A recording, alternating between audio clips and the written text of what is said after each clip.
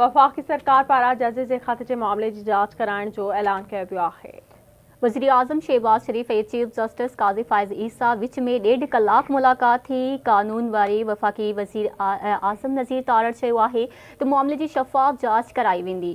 वफ़ाक़ी हुकूमत Islamabad high court जे 6 जजिस जे ख़त जे मामले जी जांच कराइण जो ऐलान करे छॾियो आहे। वज़ीर आज़म शहबाज शरीफ़ जी चीफ जस्टिस ऑफ पाकिस्तान सां मुलाक़ात खां पोइ प्रेस कॉन्फ्रेंस कंदे कानून वारे वफ़ाक़ी वज़ीर आज़म नज़ीर तारड़ इस्लामाबाद हाई कोर्ट जे 6 जजनि जे ख़त जे मामले जी जांच जो ऐलान कयो। कानून वारे वज़ीर चयो त तमामु मसरूफ़ियतुनि बावजूदि वज़ीर आज़म चीफ जस्टिस सां मुलाक़ात लाइ वियो। चीफ जस्टिस ऐं वज़ीर आज़म विच में मुलाक़ात 1.5 कलाक ताईं जारी रही। मुलाक़ात में सीनियर तरीन जज जस्टिस मंसूर अली शाह मौजूदु रहियो। आज़म नज़ीर तारड़ चयो त वज़ीर आज़म चयो आहे त अदलिया जी आज़ादी ते को बि समझौतो न कयो वेंदो। मामले जी जांच करणु हुकूमत जो फ़र्ज़ु आहे। कंहिं बि इदारे जे मामले में मुदाख़लत थियणु न घुरिजे। असल बात जो मामला था, इस पे इसकी संजीदगी को सामने रखते हुए मुख्तलिफ पहलुओं पर गुफ्तगू की गई और ये बात भी हुई कि ये पहली दफ़ा नहीं हुआ। इस तरह की आवाज़ें पहले भी आती रही हैं। अगर आप तारीख़ में जाएं और झांकें, और इवन रिसेंट पास्ट में जो जस्टिस सिद्दीकी साहब वाला मामला था जो हाल ही में सुप्रीम कोर्ट ने जिसका फ़ैसला किया, और उससे बहुत पहले भी वज़ीर आज़म साहब ने पॉइंट ब्लैंक ये कहा कि अदलिया की आज़ादी पर किसी किस्म का कोई समझौता नहीं होगा। और हम क्योंकि ख़ुद रिसीविंग एंड पे रहे हैं, उन्होंने, उनकी फैमिली ने, उनकी जमात ने ख़ुद बड़ी तकलीफ़ें और सबतें बर्दाश्त की हैं, और वो ख़ुद शिकायत कुनिंदा रहे हैं कि इंडिपेंडेंट जुडिशरी जो है वो अगर होती तो शायद मामलात फ़र्क होते। तो उन्होंने इस अज़म का इजहार किया कि पाकिस्तान के अवाम ने उन्हें मैंडेट दिया है तो वो अपनी इस आइनी ज़िम्मेदारी से सुरखरू होंगे, अच्छे और एहसन तरीके से ओहदा बरा होंगे। और इस हवाले से उन्होंने ये यकीन दहानी करवाई कि हुकूमत का ये फ़र्ज़ है कि इस मामले की छानबीन होनी चाहिए, और आइंदा के लिए यानी कि फ्यूचर के लिए भी ये इंश्योर किया जाए कि अगर ये बात या ये बातें किसी हद तक दुरुस्त हैं तो फ्यूचर के पॉइंट ऑफ व्यू से भी मुस्तकबिल में ऐसी नौबत कभी ना आए। वफ़ाक़ी वज़ीर चयो त सुठी साख रखंदड़ रिटायर्ड जज खां जांच कराई वेंदी। कानून वारे वज़ीर चयो त वज़ीर आज़म इहो मामलो वफ़ाक़ी काबीना में रखंदो। असां इहो मामलो अदलिया ते छॾे ॾियूं था। TORs में उहो ख़त ऐं माज़ीअ जा मामला बि शामिल हूंदा। असां सम्झूं था त संगीन मामले जी जांच थियणु घुरिजे। सबसे पहले इस मामले को मेरे ख्याल में इंक्वायर करने की ज़रूरत है, यानी कि इस पर छानबीन होनी चाहिए। तो ये तय पाया कि कल काबीना का इजलास है, जिसमें काबीना का, क्योंकि फेडरल गवर्नमेंट को रिप्रेजेंट करती है काबीना, और इख्तियार काबीना का है कि वो कमीशन ऑफ इंक्वायरीज़ एक्ट के तहत कमीशन अपॉइंट कर सके। तो कल ये मामला वज़ीर आज़म साहब काबीना के सामने रखेंगे, और कोशिश होगी वज़ीर आज़म साहब की कि कोई नेक नाम, गैर जानिबदार, कोई रिटायर्ड अदालती शख्सियत जो है उन्हें रिक्वेस्ट की जाए कि वो इस कमीशन को हेड करें।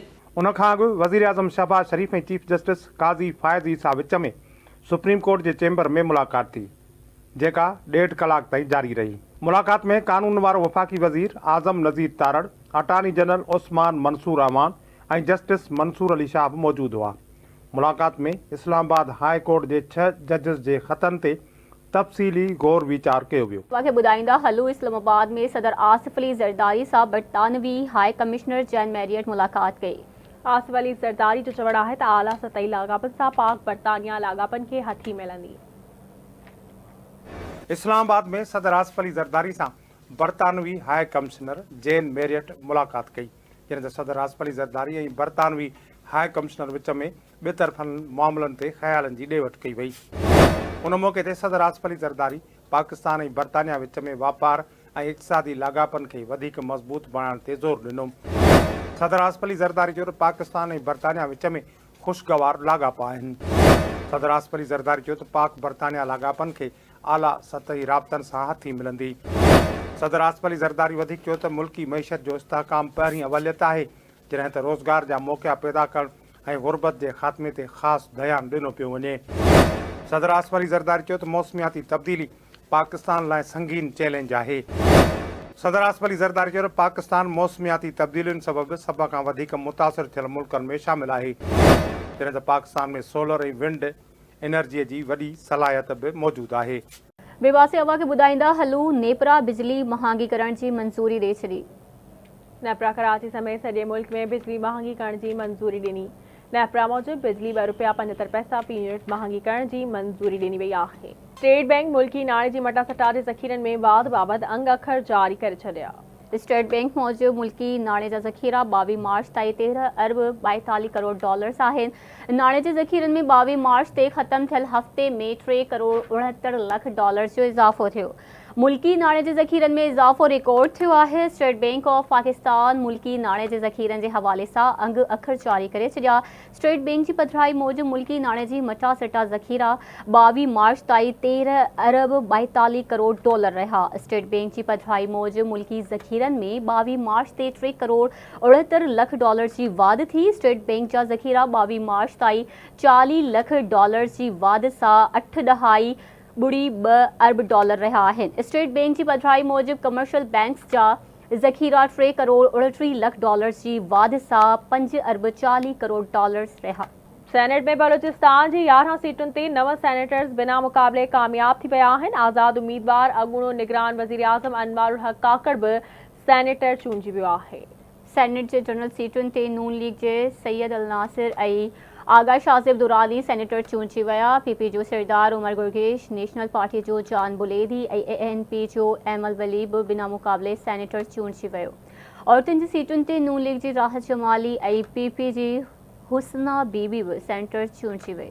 सिंध जे गवर्नर कामरान टेसूरी हैदराबाद में IT प्रोग्राम शुरू करण जो ऐलान करे छॾियो। हैदराबाद में प्रेस कॉन्फ्रेंस कंदे सिंध जे गवर्नर कामरान खान टेसूरी जो चवणु आहे त पहिरें मरहले में 50,000 नौजवाननि खे मुफ़्त IT जे 1 साल जो कोर्स करायो वेंदो। संदसि चवणु हुयो त नौजवान IT कोर्स मां सालियानो 15 खां 20 लख रुपया कमाए सघनि था। गवर्नर चयो त हैदराबाद खां पोइ सखर, नवाबशाह, मीरपुर ख़ास ऐं लाड़काणे में बि IT प्रोग्राम शुरू कया वेंदा। हिन चयो आहे त हू कचे जे धाड़ियनि खे आछ करे थो त हू हथियार फिटा करे शहरनि में अची IT कोर्स सिखनि ऐं लखे रुपया कमाइनि। कामरान खान टेसूरी चयो आहे त शहर अंदरि IT जो प्रोग्राम कराइण ते 50 करोड़ रुपया ख़र्च ईंदा। मैरिट जी बुनियाद ते नौजवाननि खे IT जे प्रोग्राम लाइ चूंडियो वेंदो। यूनिवर्सिटीज से हमारी बात चल रही है। गवर्नर हाउस का सर्टिफिकेट तो सभी को मिलेगा, लेकिन जिस यूनिवर्सिटी से सर्टिफाइड सर्टिफिकेट मिलेगा वो टेस्ट देने के बाद मिलेगा। तो हमने सारा प्रोग्राम मुरतब किया हुआ है। उस हवाले से आप लोगों को इसलिए फिक्र की ज़रूरत नहीं है क्योंकि हमारे पास सर ज़िया जैसे IT के वो हेड मास्टर्स मौजूद हैं जो पूरे पाकिस्तान में और पूरी दुनिया में जाने पहचाने जाते हैं। तो जो टेक्निकल काम है वो सारा हमारे सर ज़िया कर रहे हैं और फैकल्टी सारी हमारे दानियाल भाई के पास मौजूद है जो वॉलंटियरली भी काम कर रहे हैं। आप देखें गवर्नर हाउस में हमारे 3 टीचर्स जो हैं वो US से आके स्टे करे हुए हैं 4 महीने से और वो 1 रुपया भी चार्ज नहीं कर रहे हैं और वो सबके सब सर्टिफाइड सॉफ्टवेयर के जो हैं वो इंजीनियर्स हैं। तो अभी ये जज्बा हमारे पाकिस्तानियों में मौजूद है कि जो लाखों डॉलर कमा रहा है वो भी वहाँ से छोड़ के आके गवर्नर हाउस में पिछले 3 महीने से रुका हुआ है। टीचर ट्रेनिंग प्रोग्राम भी करवा रहा है, क्लासेस भी ले रहा है। वो सिर्फ इसलिए है कि हम किसी ना किसी तरह इस बहरान से अपने बच्चों को निकाल लें। देखें, अगर आप अपने दिल पर हाथ रख के सोचें कि पूरे मुल्क में सिर्फ सियासत हो रही है, पूरे पाकिस्तान में मैं ये दावे से कह सकता हूँ कि 50,000 बच्चों पर मुश्तमिल ये IT की यूनिवर्सिटी सिर्फ गवर्नर हाउस कराची में चल रही है और उसके बाद ये हैदराबाद में होगी। तो आप बताएं कि कहाँ पर प्रैक्टिकल काम हो रहा है।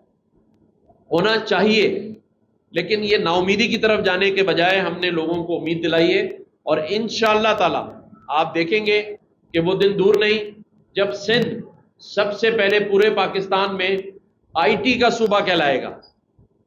फिर ये कच्चे के डाकू नहीं होंगे, हर जगह आपको IT के सॉफ्टवेयर इंजीनियर्स मिलेंगे।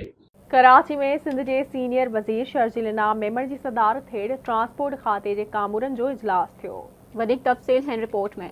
सिंध जे excise taxation, narcotics control transport ऐं मास ट्रांज़िट वारे वज़ीर शर्जील इनाम मेमण चयो आहे त ऑरेंज लाइन ऐं ग्रीन लाइन खे ॻंढण जे मंसूबे ते अमल कयो पियो वञे, जंहिं लाइ शटल सर्विस शुरू कई वेंदी। कराची में सिंध जे सीनियर वज़ीर शर्जील इनाम मेमण जी सदारत हेठि अहम इजलास थियो। गॾिजाणीअ खे ख़िताब कंदे सीनियर वज़ीर शर्जील इनाम मेमण चयो त शुरूआती तौर ते ईद खां पोइ नुमाइश टावर ताईं शटल सर्विस फराहम कई वेंदी, जॾहिं त अनूभाई पार्क खां जिन्नाह वोमेन कॉलेज ताईं मुफ़्त शटल सर्विस फराहम कई वेंदी। ट्रांसपोर्ट वारे वज़ीर शर्जील इनाम मेमण चयो त वफ़ाक़ी हुकूमत PSDP मंसूबे तहत 18 अरब रुपयनि जूं 300 बसूं ॾियण जो वाइदो कयो हो। PSDP मंसूबे तहत बसुनि जी फराहमीअ लाइ वफ़ाक़ सां ॻाल्हियूं कयूं वेंदियूं। सूबाई वज़ीर शर्जील इनाम मेमण चयो त निगरान हुकूमत रेड लाइन BRT ते ध्यानु न ॾिनो, जंहिं सबबु कम में देरि थी। समूरनि स्टेक होल्डर्स जी कोशिश सां रेड लाइन BRT ते ॿीहर कम तेज़ीअ सां शुरू करे रहिया आहियूं। हुन चयो त असां चाहियूं था त रेड लाइन BRT जो कमु तुर्त मुकमिल थिए ऐं अवाम खे फ़ाइदो पहुचे। शर्जील इनाम मेमण चयो त सिंध हुकूमत हाणे इंटरसिटी बस सर्विस शुरू करण जे मनसूबनि ते कमु करे रही आहे। इंटर डिस्ट्रिक्ट ट्रांसपोर्ट मनसूबे तहत अवाम जी सहूलियत लाइ 500 बसूं ख़रीद कयूं वेंदियूं। हुन चयो त येलो लाइन बस सर्विस जो कमु तेज़ीअ सां हली रहियो आहे। उमेद आहे त तमामु जल्द माण्हू येलो लाइन बस सर्विस मां फ़ाइदो हासिल करे सघंदा। सिंध हुकूमत पारां कराचीअ खां हैदराबाद, मीरपुर ख़ास खां हैदराबाद, लाड़काणे खां सखर,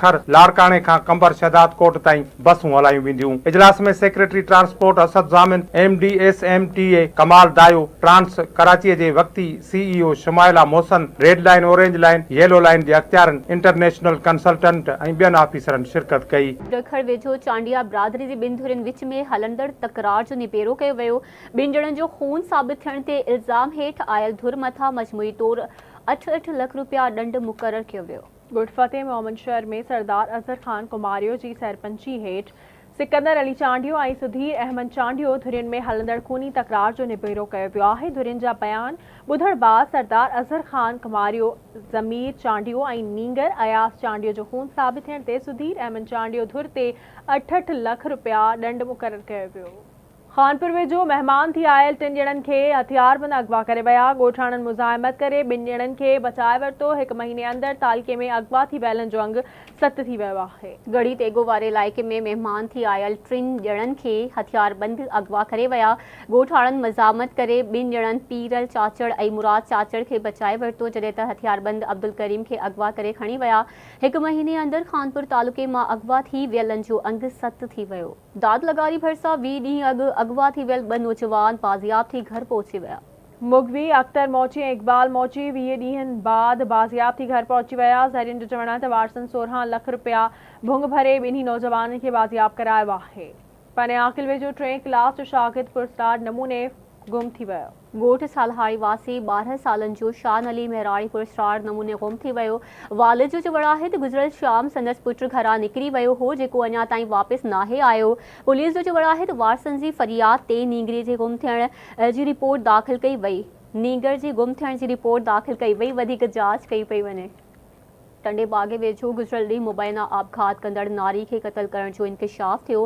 नारी जा कातिल संदसि मुड़ुस ऐं ॾेर निकिता आहिनि। पुलिस नारी जे मुड़ुस खे गिरफ़्तार करे वरितो। ॻोठ जानड़ खोसो में गुज़िरियल ॾींहुं मुबैना आपघात कंदड़ नारी जन्नत खोसो जा कातिल संदसि मुड़ुस इमरान खोसो ऐं ॾेर मंज़ूर खोसो ऐं आबिद खोसो निकिता आहिनि।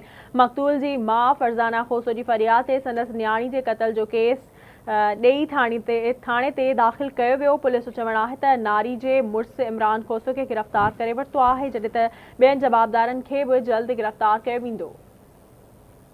खैरपुर जी अदालत मंशियात रखण जो ॾोह साबित थियण ते जवाबदार खे 9 साल कैद ऐं ॾंड जी सज़ा ॿुधाए छॾी। क्रिमिनल मॉडल ट्रायल कोर्ट जे स्पेशल जज मोहम्मद इस्लामुल हक आराई जी अदालत में मंशियात रखण जो ॾोह साबित थियण ते जवाबदार राशिद अली शेख ऐं 9 साल कैद ऐं 80,000 रुपया ॾंड जी सज़ा ॿुधाई। ॾंड जी रक़म न ॾियण जी सूरत में जवाबदार 6 महीना वधीक कैद कटींदो। अदालत जे हुकम ते पुलिस जवाबदार खे सेंट्रल जेल खैरपुर मुंतक़िल करे छॾियो। विवाद सेवा खे ॿुधाईंदा हलूं। अमेरिका चयो आहे त तवानाई बहरान खे मुंहुं ॾियण लाइ पाकिस्तान जी मदद करणु वाशिंगटन जी तरजीह आहे। अमरीकी स्टेट डिपार्टमेंट जे तर्जुमान मैथ्यू मिलर चयो आहे त अमेरिका पाकिस्तान जी साफ़ तवनाई जी सलाहियत खे 4000 मेगावाट ताईं वधाइण में मदद कई आहे। अमरीकी मनसूबनि सां अॼु करोड़े पाकिस्तानियुनि जे घरनि ताईं बिजली फ़राहम थी रही आहे। मैथ्यू मिलर चयो आहे त पाकिस्तान ॿियनि मुल्कनि सां गॾिजी कमु करे रहियो आहे त जीअं अॼु जे सभ खां अहम माहौलियाती चैलेंजिस ख़ासि करे पाणी जे इंतज़ाम खे मुंहुं ॾेई सघिजे। यादि रहे त 2 ॾींहं अॻु प्रेस ब्रीफिंग में अमरीकी परॾेही खाते जे तर्जुमान खां जॾहिं पाक ईरान गैस पाइपलाइन बाबति सवाल कयो वियो त हुन चयो त हू कंहिं बि मुमकिन कार्रवाई ते तबसरो नथो करे सघे, पर हू सभिनी खे मशवरो ॾिए थो त हू कारोबार न कनि। ईरान सां अमरीकी पाबंदियुनि जो ख़तरो थी सघे थो। ॿिए पासे मां खे ॿुधाईंदा हलूं त रूस जे सदर व्लादिमीर पुतिन जो चवणु आहे त अमेरिका ऐं संदसि साथारी वॾी ऐं मज़बूत रूस खां ॾिनल आहे। रूसी फ़िज़ाइया जे अहलकारनि खे ख़िताब कंदे रूसी सदर चयो त रूस नेटो मुल्कनि या यूरोप ते हमिलो न कंदो। हुन चयो त पोलैंड, बाल्टिक रियासतुनि या चेक ख़िलाफ़ रूस जा के इरादा नाहिनि। रूसी सदर चयो त धोखेबाज़ दिफ़ा जे नाले ते पंहिंजी अवाम खां वाधू रक़म उगाड़ींदा आहिनि। उन मौक़े ते रूसी सदर रूस रुगो रूसियुनि जो आहे जहिड़ा जुमिला चवण वारनि खे बि ख़बरदार कयो ऐं चयो त रूस मुख़्तलिफ़ क़ौमियतुनि ऐं मज़हबनि जे मञण वारनि जो मुल्क आहे। मुसलमान ऐं यहूदी बि असांजा भाइर आहिनि। ॿिए पासे मां खे ॿुधाईंदा हलूं पाकिस्तान क्रिकेट टीम जे अॻूणे कप्तान बाबर आज़म खे ॿीहर कप्तानी ॾियण जे हवाले सां गौर कयो। Selection committee Pakistan cricket team जे कप्तान जे हवाले सां तजवीज़ूं PCB चेयरमैन मोहसिन नकवी खे मोकिले छॾियूं। ज़रियनि जो चवणु आहे त कप्तान जे हवाले सां ज़िम्मेवारी PCB चेयरमैन सिलेक्शन कमेटी खे ॾिनी हुई। सिलेक्शन कमेटी कमु मुकमल करे तजवीज़ूं PCB चेयरमैन मोहसिन नकवी खे मोकिलियूं। ज़रियनि ॿुधायो त कप्तान लाइ अॻूणे कप्तान बाबर आज़म जो नालो मोकिलियो वियो आहे। PCB चेयरमैन जल्द कप्तानी जे हवाले सां मुशावरत करे फ़ैसिलो कंदो।